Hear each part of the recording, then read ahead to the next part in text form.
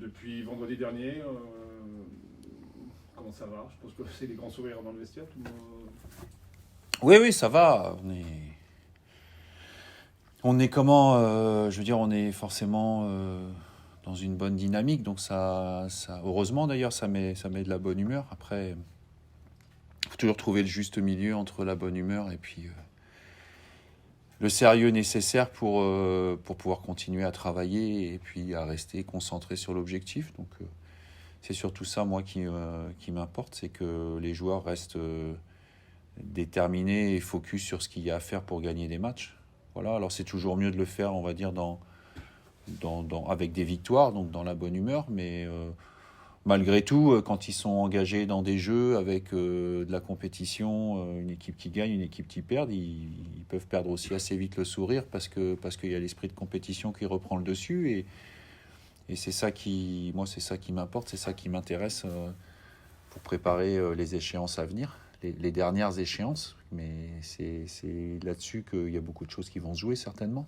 Qu'est-ce qui peut justement enrayer cette dynamique? On a l'impression que tout vous sourit en ce moment, tout va bien en fait. On sait que c'est fragile, la preuve, c'est ce que je disais à la dernière conférence de presse. Quand on était à Villefranche mené 1-0 à la 47e ou 48e minute, on était pratiquement 4e ou 5e du classement à 5 points de Villefranche. Puis finalement, 3 matchs après, les choses ont changé. Maintenant, il ne reste plus 3 matchs avant la fin de saison, il en reste 6, donc les choses peuvent encore beaucoup changer pour beaucoup d'équipes. C'est sûr que maintenant, et je pense que c'est comme ça qu'il faut raisonner, à chaque victoire, on oblige les adversaires de derrière à en gagner pratiquement un de plus que nous. Donc c'est pour ça qu'on est focalisé sur chaque match pour tout faire pour gagner. Après, quand vous allez au Mans, vous savez que la partie elle sera rude. On a tous en tête le souvenir du match aller où c'est, je dirais, la première équipe à domicile qui nous a vraiment mis en difficulté. Et je pense qu'on avait, c'était un petit exploit que de revenir à 1 partout alors qu'on était à 1 de moins. Voilà, mais c'est aussi à travers ces matchs-là que se décide une partie de la saison. Je pense qu'avec l'écart qu'il y a entre les deux équipes aujourd'hui, quelque part, c'est un peu une finale qui se joue entre les deux équipes. 4 victoires pour eux, on va dire tout reste possible à 5 matchs de la fin, surtout que c'est un club qui sait ce que c'est que de revenir dans les dernières journées. Il y a 2 ans, quand ils sont montés à 5 matchs de la fin, tout le monde les voyait complètement éliminés. Et puis finalement, c'est eux qui ont fait les barrages et c'est eux qui ont été chercher au barrage l'accession en Ligue 2 à la dernière seconde. Si c'est nous qui l'emportons,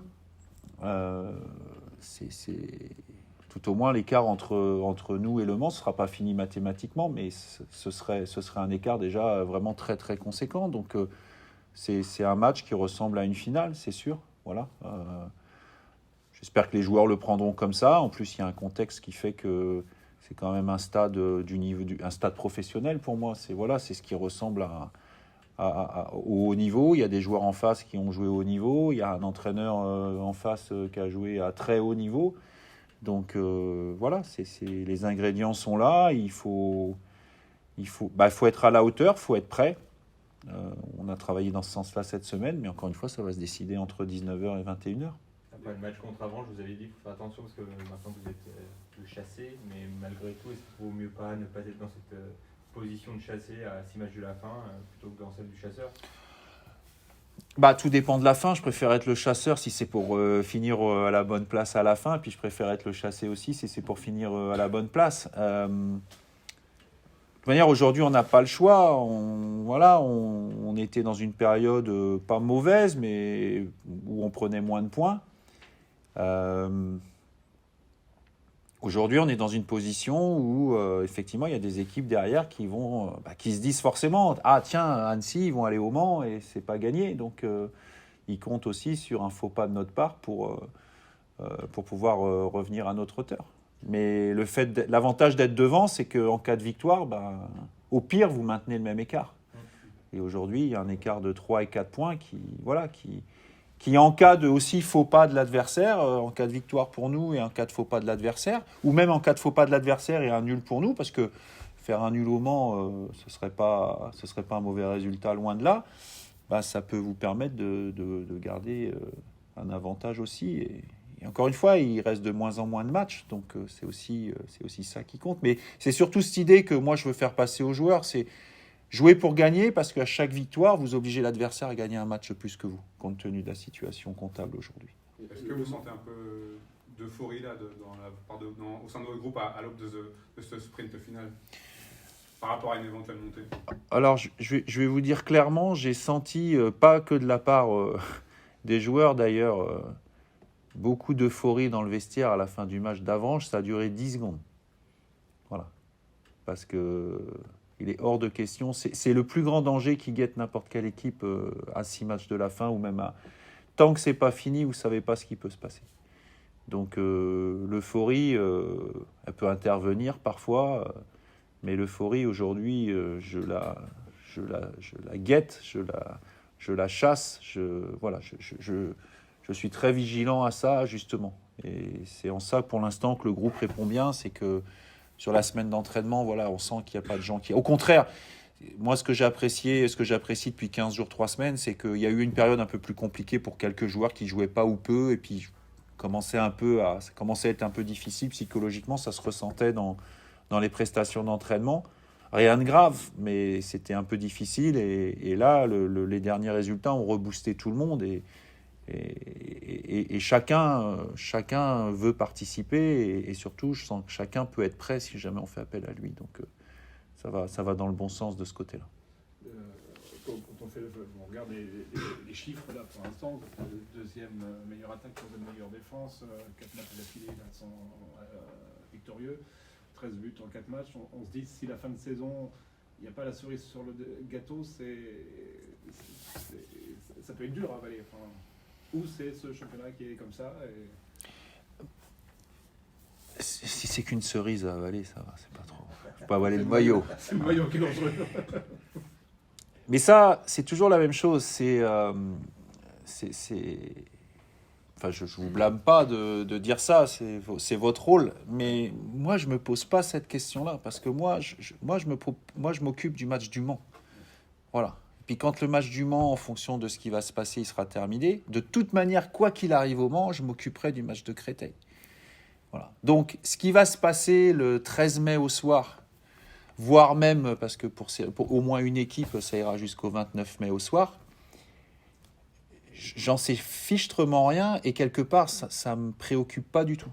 Donc, cette question-là, je sais que cette question-là, elle existe, mais en fait, c'est le type de question aussi, je pense que c'est le fait d'avancer dans l'âge aussi qui aide, c'est le type de question qu'on se pose, le nombre de fois où on se prend la tête pour des choses qui finalement n'arrivent pas. Dans n'importe quel domaine, que ce soit le foot, mais prenez à titre privé le nombre de fois où vous vous couchez en vous disant « Ah ouais, mais demain, il va se passer ça, ça, ou ça. » Puis finalement, ça n'arrive pas. Et vous avez passé une demi-heure de votre temps dans la journée à quelque part vous projeter à gérer un problème qui n'arrive jamais. C'est 30 minutes de perdu. Voilà. Donc, je suis comme tout le monde, hein. Des fois ça m'arrive aussi, hein. Mais je chasse ça le plus possible de mon esprit. Donc moi, ce qui va se passer, je ne suis pas en train de me dire, tiens, si dans 5 matchs ou 6 matchs, ça se passe bien aussi. Non, moi, voilà, vendredi. Voilà. Puis vendredi, quand ce sera fini, je vais regarder le match samedi, et dès dimanche, je vais regarder un match de Créteil, et j'avance comme ça. Voilà, donc la question, quelque part, je ne peux pas y répondre parce que je ne l'ai pas en tête, quoi. Je n'ai pas la réponse. Le Mans a vraiment besoin d'une victoire, donc c'est à eux de faire le jeu. C'est une équipe qui, quand même, de par la philosophie affichée, qui veut faire le jeu, qui aime faire le jeu, qui sait bien faire le jeu.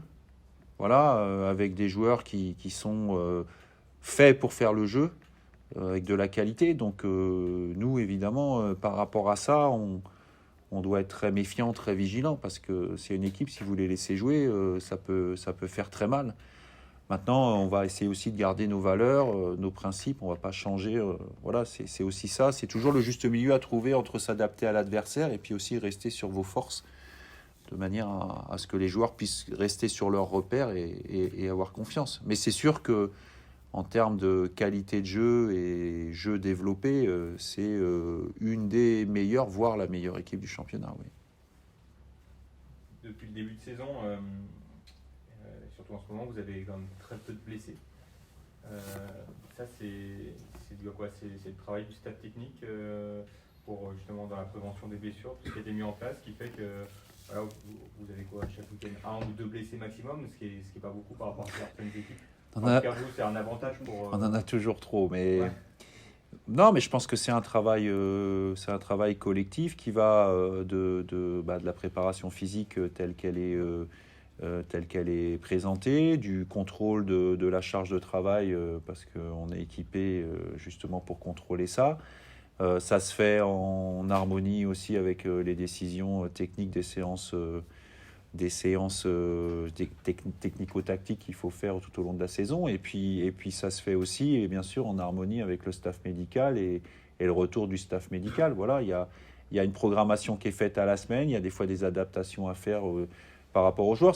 Et puis le dernier point, c'est que, parce qu'on le souligne aussi quand on est coach assez souvent, quand on a beaucoup de blessés, mais le dernier point, c'est qu'aussi les joueurs, ils font sûrement aussi ce qu'il faut à l'extérieur pour au niveau de la récupération, de l'alimentation. Donc voilà, quand il y a des blessés, des fois, on dit ah bah oui tiens c'est la faute d'un tel ou il s'est passé ci. Mais une blessure, il y a toujours de multiples raisons qui expliquent une blessure. Voilà, ça peut être la charge de travail. Des fois vous faites du travail et vous avez des joueurs. Ils sont dehors surtout dans des belles villes, et des fois ils sont dehors jusqu'à 4h du matin. Donc vous pouvez travailler ce que vous voulez, quelque part, il ne faudrait pas les faire travailler, il faudrait les faire dormir. Donc c'est un ensemble de choses et tous les paramètres, on va dire, tout le monde fait ce qu'il faut dans son domaine. Et puis comme on a des gens, je pense, sur la préparation physique et puis même dans le domaine médical qui sont performants dans ce qu'ils font, qui ont aussi une expérience pour certains, ça aide. Voilà. Mais encore une fois, ça c'est des choses fragiles, il ne faut pas considérer ça comme acquis, il faut toujours être vigilant. On est à l'abri de rien, mais c'est aussi un des aspects qui fait que ça peut expliquer. Oui, c'est une des choses qui explique les bons résultats, parce que vous pouvez compter quand même sur vos meilleurs joueurs, sur un nombre de matchs plus important que si ces joueurs-là étaient blessés. Oui, puis à l'entraînement, vous avez toujours à peu près le même nombre de joueurs. Je veux dire, il n'y a pas 5 joueurs qui doivent refaire une préparation derrière. Ouais. Ça, c'est compliqué. Ça va au-delà, c'est un peu plus compliqué. Bon là, parce que si on commence à parler de ça, on va parler des heures. Mais quand vous avez, les cycles de récupération à l'intérieur même d'une séance, quand vous êtes à 22 ou à 15, c'est pas tout à fait pareil. Et parfois, pris dans la séance d'entraînement, vous occupez pas de savoir que vous êtes 6-7 de moins. Donc les exercices, vous les enchaînez, puis finalement, ils récupèrent moins. Donc voilà, c'est tout ça. Bon, voilà, on est rentré dans des trucs un peu plus techniques, mais c'est, oui, tout se tient. Encore une fois, quand les résultats sont bons, on dit ah ouais super, les joueurs, le coach. Et puis quand les résultats sont pas bons, on dit ah ouais le coach, les joueurs. Mais à l'arrivée, dans les deux cas, il n'y a pas que les joueurs et le coach. Dans les deux cas, il y a tout un ensemble de choses qui font que ça va dans le bon sens ou pas. Et aujourd'hui, moi, je l'ai souligné souvent, mais quand vous avez 10 cm de neige qui tombe, j'exagère un peu, peut-être 10 cm, mais quelques centimètres de neige qui tombent toute la journée et que à 14h, tout le monde se met à travailler sur le terrain pour que le terrain puisse être déneigé le soir à 19h, ça ne se fait pas à 4 seulement. À 4, voilà, donc ça, le terrain déneigé, s'il n'est pas déneigé ou mal déneigé, ça peut agir aussi sur des blessés en fin de match. C'est tout un ensemble de choses et une dynamique de club qui est importante, qu'il faut maintenir et qu'il faut entretenir surtout. Justement, pour finir, est-ce qu'on peut parler rapidement du groupe? Est-ce que vous avez des petits pépins cette semaine en plus? Je pense à Alexis qui était sorti 5 blessés d'un seul coup. Alexis qui était sorti à la mi-temps. Mathieu Sens est blessé. Et pour le au coup qu'il avait reçu. Oui, c'est un coup qu'il avait reçu. Et voilà. Et sinon, Kevin Mwanga est à la disposition du groupe. J'ai tout le monde à la disposition du groupe. Et j'ai pas de suspendu sur ce match-là.